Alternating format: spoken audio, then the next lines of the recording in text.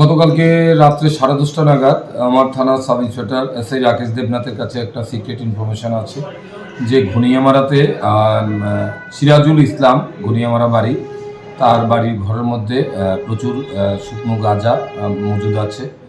তো এই খবরের ভিত্তিতে সে আমাকে একটা চিঠি ইস্যু করে। এটার পরিপ্রেক্ষিতে যেহেতু রাত্রেবেলা টাইম, সেগুলো হয়তো বেরিয়েও যেতে পারে, তখন আমি যে ইন্সপেক্টর হিসেবে আমি তাকে অথরাইজ করি ওখানে রেড করার জন্য।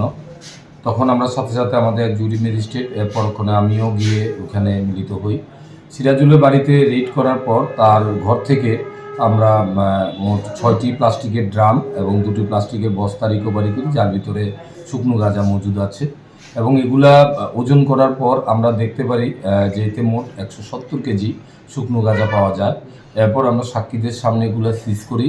সিরাজুলকে আমরা ওখান থেকে ডিটেন করে থানাতে নিয়ে আসি এবং এই পরিপ্রেক্ষিতে আমাদের এখানে একটা এনডিপিএস ধারায় একটা কেস রেজিস্টার করা হয় এবং সিরাজুলকে এই কেসে অ্যারেস্ট করা হয়। আজকে আমরা তাকে কোর্টে প্রেরণ করব পুলিশ রিমান্ড চেয়ে। আমরা দেখব এই মালগুলি কোথা থেকে এসছে এবং আর কে কে জড়িত আছে এই ঘটনার সাথে।